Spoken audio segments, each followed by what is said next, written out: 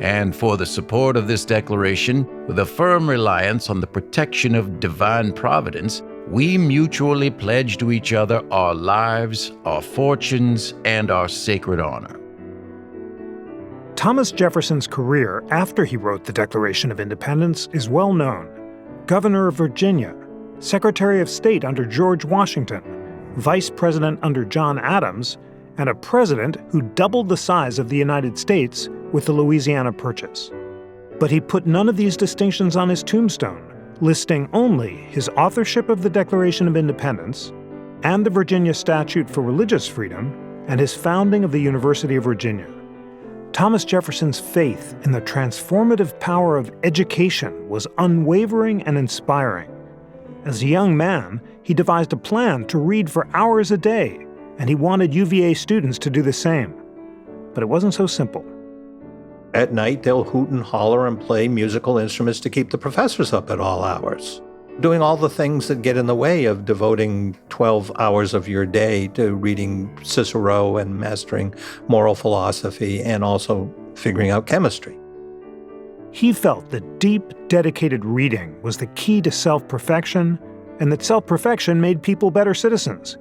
He even sent advice to his granddaughters who couldn't attend college or vote. Things like, never spend money before you have it. Never buy a thing you do not want because it is cheap. Pride costs us more than hunger, thirst, and cold. But behind this advice were his own moral struggles. You couldn't stop buying French wine and Italian statuary. The political legal elite in Virginia is pretty strongly committed to preserving slavery. In this episode of Pursuit, the Founder's Guide to Happiness, we'll explore the possibilities and limits of Thomas Jefferson's desire to expand public education and why this matters today. Hello, friends. I'm Jeffrey Rosen, President and CEO of the National Constitution Center. Acclaimed filmmaker Ken Burns, who spent much of his career documenting the history of the United States, joins me once again to share insights from his own pursuit of happiness through lifelong learning. And we'll hear from a leading historian and author of Thomas Jefferson's Education, Alan Shaw Taylor.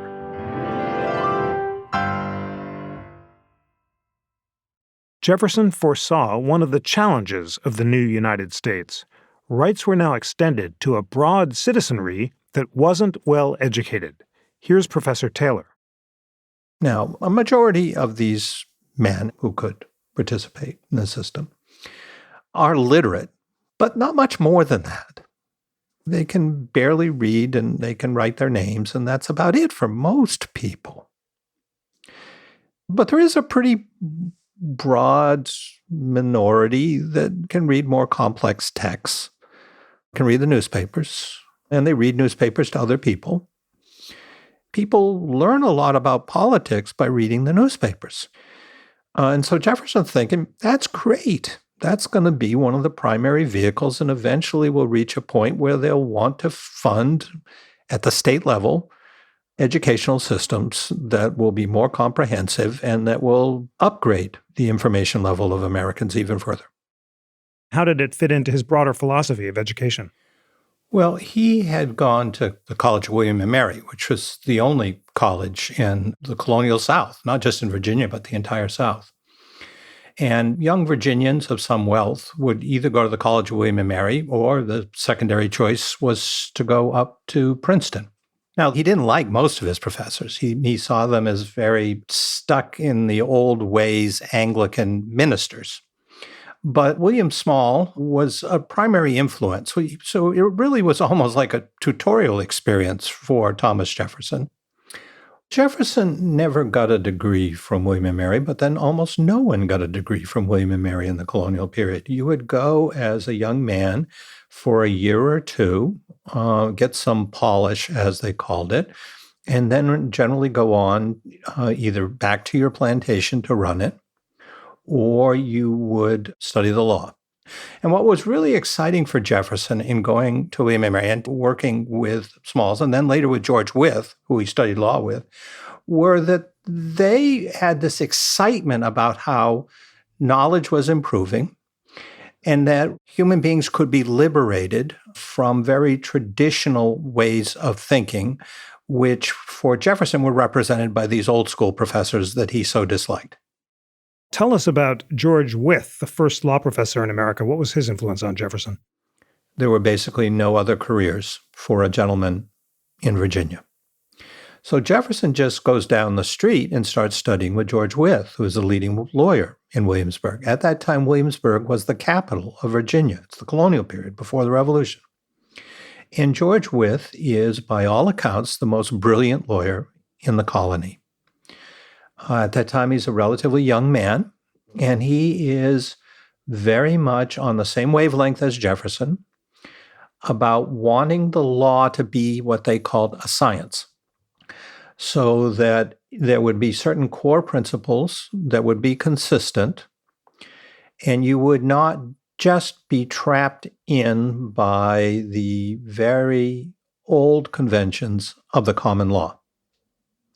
So there would be elements of equity that would inform the law as practiced by George Wythe. Wythe and Jefferson both believed that the law and politics ought to be about improving the conditions for human beings to maximize their potential, rather than just to preserve the status quo. Talk about Jefferson's vision of the connection between personal and political self-government. So moral philosophy for Jefferson is much more than personal philosophy. And so it combines many elements that we might call history or sociology or political science all together. The point of the education is not, okay, we're preparing you to go off and get a good job. That's not how they thought. The assumption was that these young men are going to lead Virginia. They're almost all from Virginia. They are all from the higher class. There are no charity scholarships in early UVA. There's no money for it. And Jefferson's design is that they're to make Virginia to be the very best state it could ever be. Jefferson is hoping that the next generation of leaders in Virginia will be able to accomplish things that he could not accomplish. Broadly, what was Jefferson's vision of the curriculum at UVA, and what did the connection he saw between that curriculum and creating perfect citizens? Jefferson wants students to know everything. It's pretty daunting and utterly unrealistic. This is a university which, has little more than about a handful of professors. But Jefferson wants them to be able to teach the full range of human knowledge. So Jefferson wants his students to know the classics. He wants them to read Cicero. He wants them to read Homer. Ideally, he'd like them to know Greek as well as Latin, modern languages, not just English, but certainly French and ideally German too. He'd like them to know the full range of the sciences, moral philosophy, including political economy. He wants them all to become little Jeffersons. So on the one hand, it's kind of noble. He expects all these young men with lots of priorities that are different than Jefferson's, and none of them with the self-discipline that can master Jefferson's. There is this disconnect between the pool of young men and Jefferson's notion that they are going to attack their studies and master the full range of human knowledge.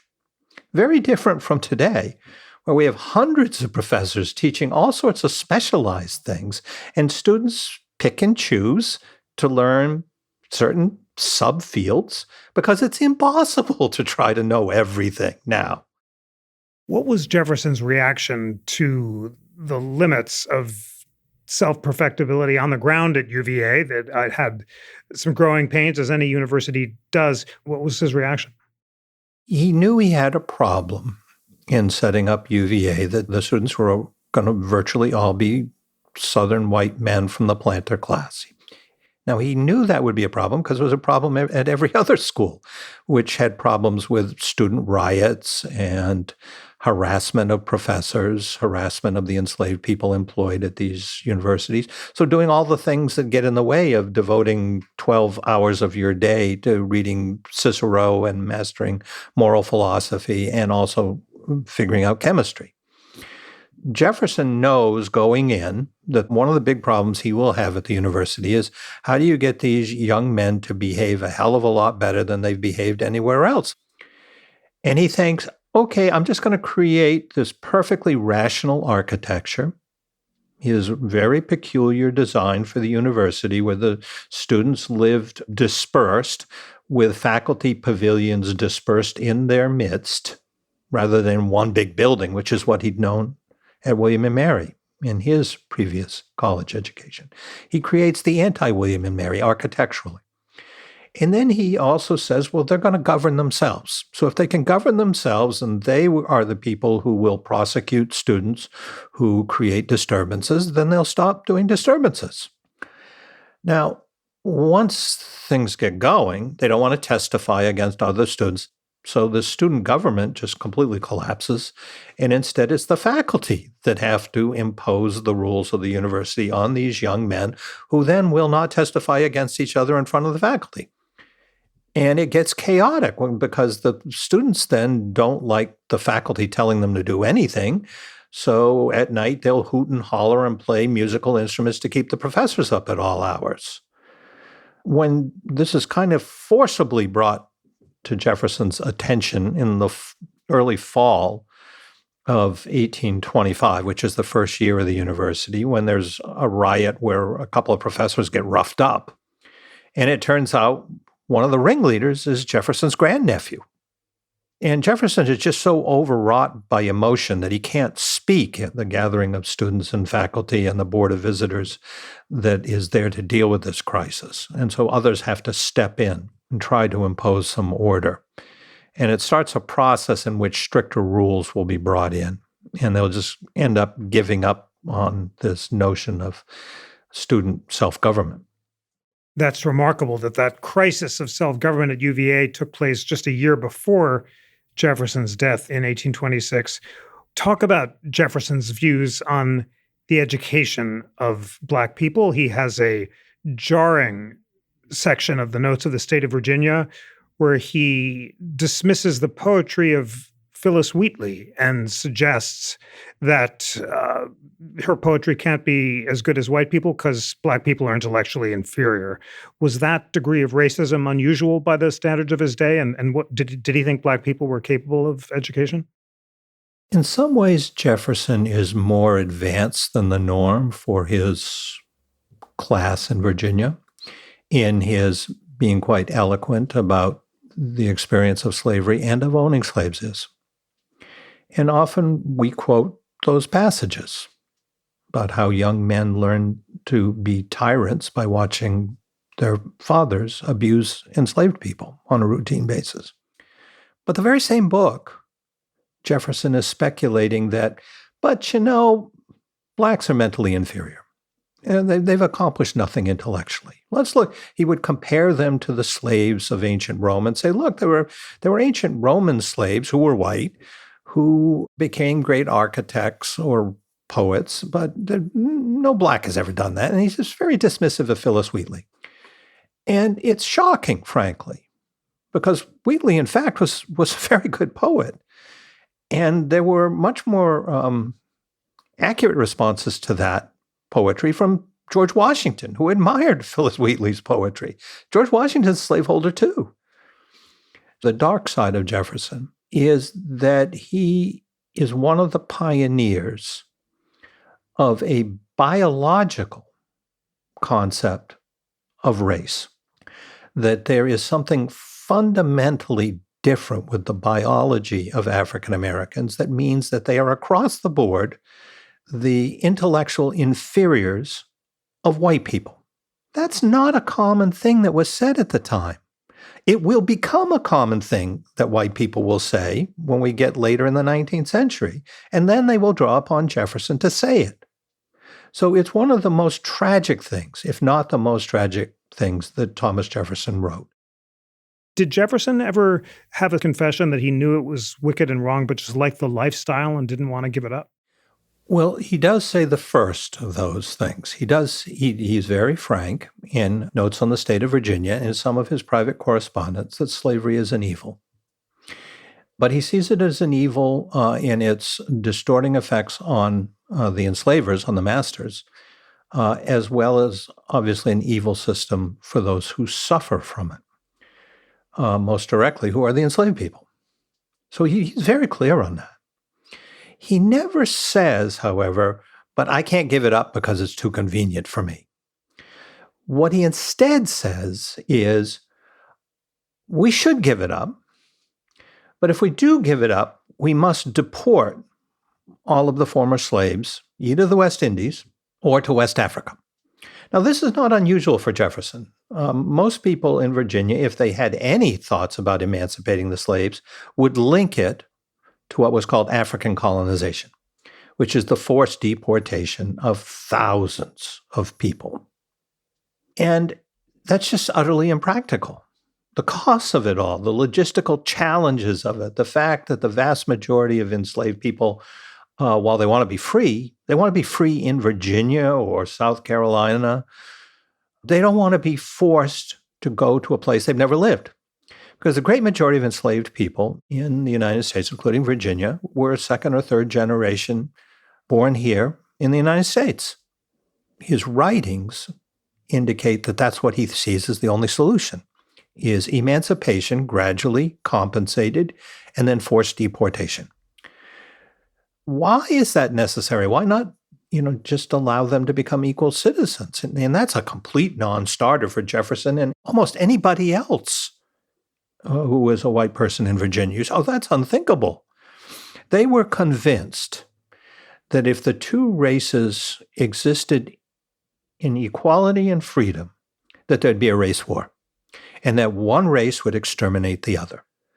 So what Jefferson says is, slavery's evil, but we have to preserve it for our own safety.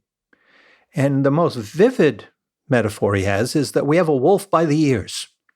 And justice says you let the wolf go, but self-preservation says you cling on to that wolf because the wolf's going to turn and kill you. Again, that's not just Jefferson. Jefferson is the most eloquent person at expressing this idea, but it's almost universal among white people in Virginia and throughout the South. It really is a tragedy that the apostle of democratic education and the possibility of individual self-cultivation could be so blind. What was his view about the future of the Republic at the end of his life? Did he remain a utopian and optimistic about the possibility of human perfectibility through education on a wide scale, or was he beginning to despair that the whole thing could actually work? Well, it's both. It's that he still thinks that human beings can be perfected through education. But he thinks that the political institutions of the Republic are failing. The thing that really disturbs him is that in 1819 to 1820, a majority in the House of Representatives wanted to block the admission of Missouri as a state unless the Missourians, which means the white men of Missouri, would accept a program of gradual emancipation. So let's just start to make it a rule that if you want to join, you got to get rid of slavery. And the whole South is horrified by this because it's depicting them as holding on to a barbarous institution and backward and not truly Republican. And they're confronting the reality that, at least in the House of Representatives, they're in a minority now. Now you can say, well, Jefferson wants gradual emancipation. Well, yes, in principle, he wants that. But in principle, he wants also every state to control its own destiny. And what's the future going to hold? It looks like the North's going to grow faster in population. So there is this abject horror throughout the South that Jefferson absolutely shares. And so when he dies, it's with that thought that the Republic is failing because Americans have not educated themselves properly in the true nature of their constitutional union. It's remarkable that at the end of his life, Jefferson embraced a radical vision of states' rights that led him to endorse a kind of right to secede that not even James Madison was willing to embrace. And Madison rejected the constitutionality of secession because he said, we, the people of the United States as a whole, had made the Union, and only the whole people could alter the Constitution. To what degree was Jefferson's turn toward states' rights and secession a turn away from his youthful faith in democracy? I would say Jefferson never saw the United States, the nation state. He never saw it as the primary vehicle for expressing American popular sovereignty or in protecting individual rights. On the contrary, he saw it as always a potential problem. He's not at the Constitutional Convention. Madison's there. And Madison's writing to Jefferson, who's then in Paris as the American ambassador, and Jefferson's writing back basically saying, I kind of like the Articles of Confederation the way they are, that it's a loose confederation and every state has its autonomy, and maybe we shouldn't be doing this thing that you're doing there. And Madison's going, no, we really have to do this. If we don't do this, it's all going to fall to pieces, and then we'll end up having civil wars. So Madison's anticipating how Lincoln would later think about things and how most people who defended the Union in the Civil War thought about things. In his view, was the separation of powers the key to preserving liberty? It's one of the keys. But for him, ultimately, federalism is the chief key, a federalism in which the states retain most elements of sovereignty. That's the most important thing to Jefferson. But he does believe that human beings are not perfected now, and so it's best to have some checks and balances on the tendency of the wealthiest and most powerful Americans to gain even greater wealth and greater power. He's very fearful of that. And he doesn't think of them as fellow Virginia planters. He sees them as merchants and lawyers in northern cities. So he's very fearful about that crowd around Alexander Hamilton. These financiers are going to use a powerful federal government to enrich themselves and subordinate the states, and thereby erode individual liberties. That's how he sees it. Let's close by talking about Jefferson and his faith in the triumph of universal reason. He's optimistic that when given access to accurate information, citizens will choose the truth rather than conspiracy theories. He says truth has nothing to fear as long as reason is free to combat it. And that's why he wants universal newspapers, because he thinks that'll spread the light of reason. Talk about that faith in the media spreading truthful information, and how central was it to his democratic vision? It's quite central, but later in life he said, I've given up reading newspapers because they're a lost cause. Whereas earlier in his career, he'd said newspapers are the primary vehicle for political education in the country. And he's right in that although he's preaching broader education in America, it's not achieved in his lifetime. Most states did not have public education systems in his lifetime. If you went to school, it was a private school, and it was because your family could afford it, and a lot of families couldn't afford it. What would Jefferson make of American democracy and education today? In some ways, universal access to public education and an internet that makes all the information of the world immediately and universally accessible. On the other hand, we're not seeing the apotheosis of public reason, an age of conspiracy theories and enraged to engage, polarization, and for many, a loss of faith in reason itself. That's hard to say, because in some ways we've gone way beyond anything that Jefferson could imagine in terms of broadening the rights of Americans. He also could not have imagined that human knowledge would become so complex and specialized, He wouldn't like that the federal government was so powerful today and so involved in so many aspects of social and cultural life within states. He also would not like that appeals to prejudice and ignorance would have so much political traction and would enable certain men to accumulate enormous power at the federal level. For Jefferson, the success of the Republic turned on the possibility of individual self-perfection and education, and all of that turned on a faith in the spread of universal reason. Was Jefferson too optimistic, or is it important for us to maintain his faith in the possibility of reason in order to keep the Republic? I think to preserve the Republic, an aspiration that institutions and policies will be assessed on the basis of evidence rationally weighed is essential. So I think Jefferson's absolutely right that should be the case. I think, however, there is so much emotion, particularly anger, that people today seek to express through politics, that remains a very elusive goal.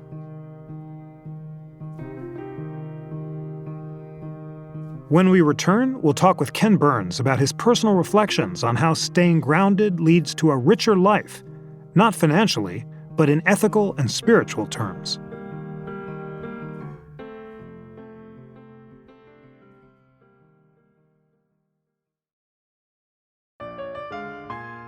Every human being must be viewed according to what it is good for.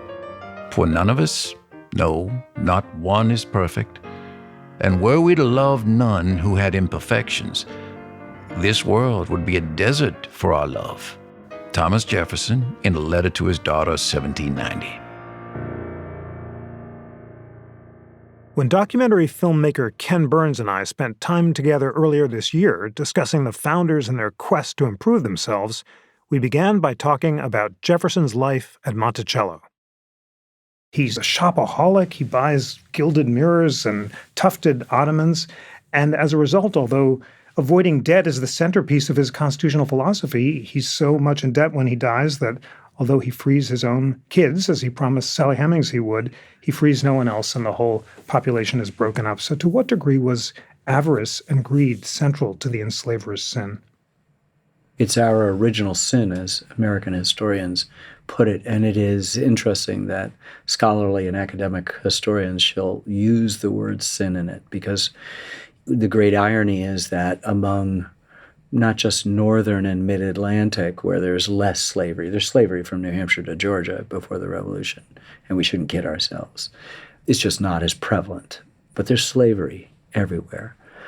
And Annette Gordon-Reed, the historian, talking about Jefferson, said, well, how, if you know it's something bad, why do you do it? She goes, well, that's the question for all of us. She's not releasing Jefferson from that. We can't release him by saying, as many people do, oh, he's just a person of his time. Everybody held slaves. Well, his neighbor freed his slaves.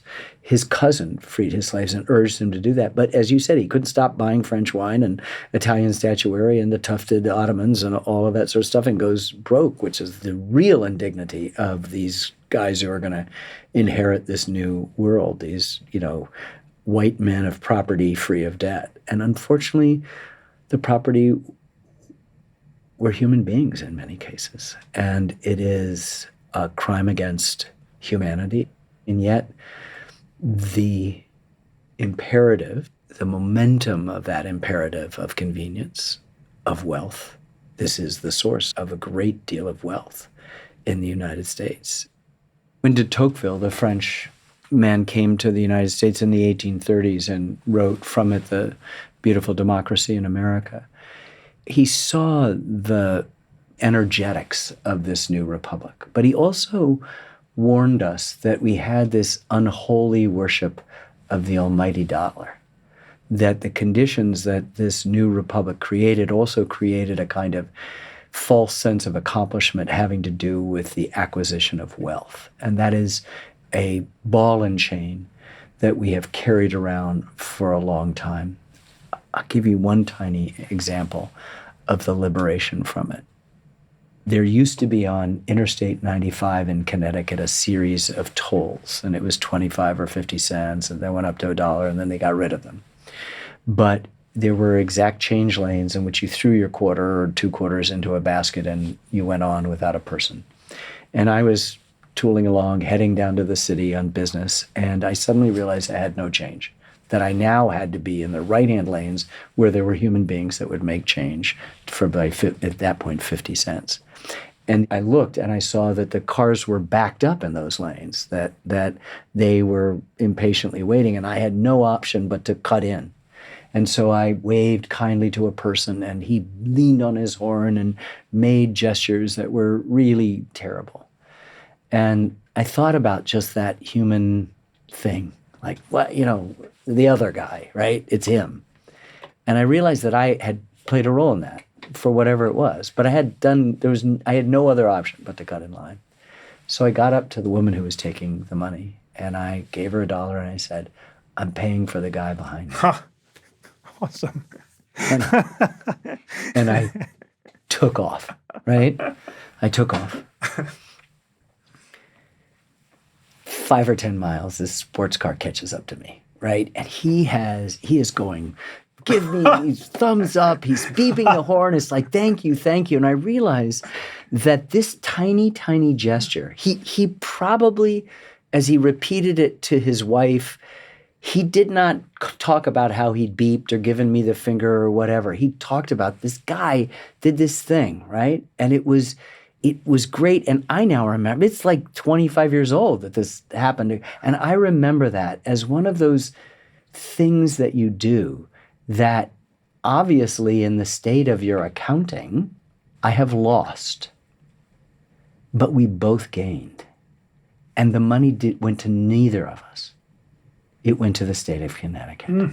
And that, there is not enough of that kind of gesture that ever takes place in a kind of natural field, When I'm with my daughter and we're going to school, it takes a subway ride and we come out and there is the same gentleman on the same milk box who does not ask for anything. And every morning we give him $1. You are the product of who you are. And I think in the United States, we have become so conditioned to the idea that we are measured by our bank account. I moved when I couldn't afford to live in New York anymore, working on my first film on the Brooklyn Bridge. I got offered a job, and it was a lot of money. It was $800 a week in 1979. It was like saying 800,000, And I went, oh my God, the rent was going up, and I couldn't afford it in this apartment from $275 to $325 a month, and a 5th floor walk-up in Chelsea.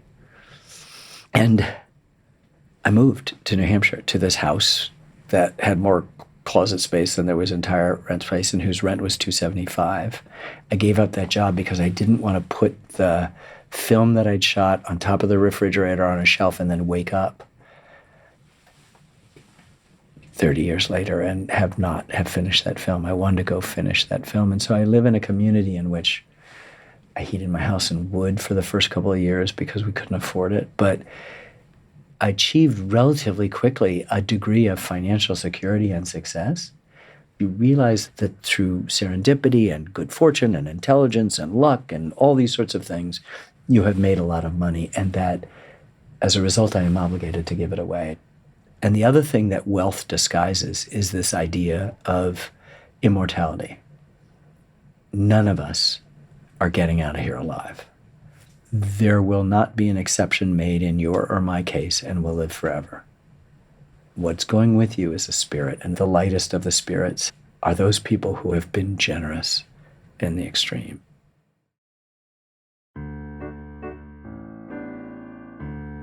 The song I wrote for this episode is about Thomas Jefferson. It tries to capture his inspiring faith in reason and education, and his uneasy acknowledgement that he shamefully betrayed his own principles on the question of slavery. Here's Jennifer Blythe at the piano, accompanying the baritone James Martin. I'm Thomas Jefferson, hello.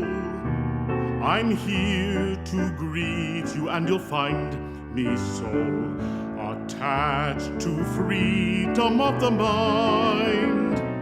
I exercise my own, and I invariably find that government can't control speech.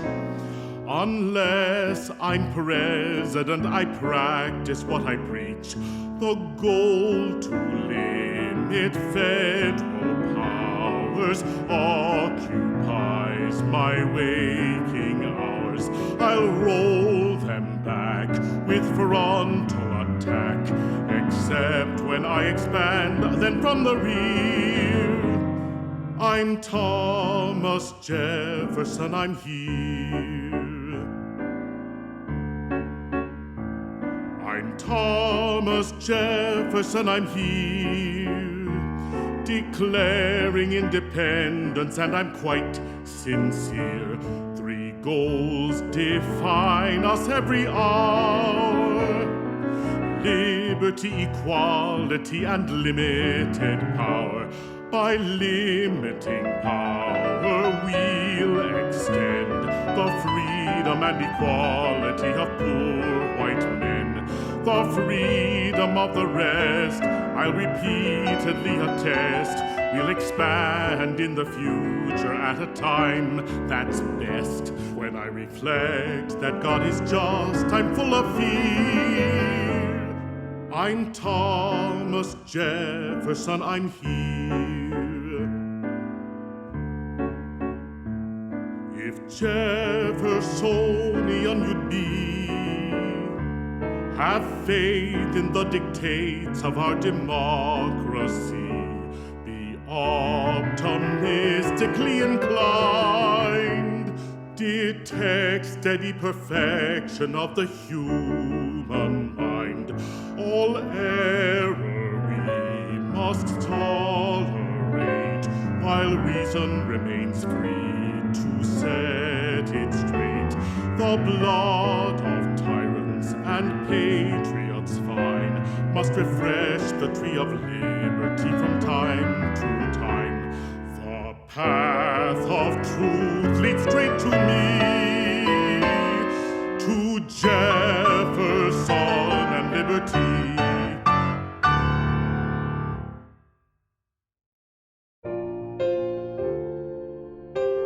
Thanks for listening, friends. I'm thrilled that my new book is out in October 2025.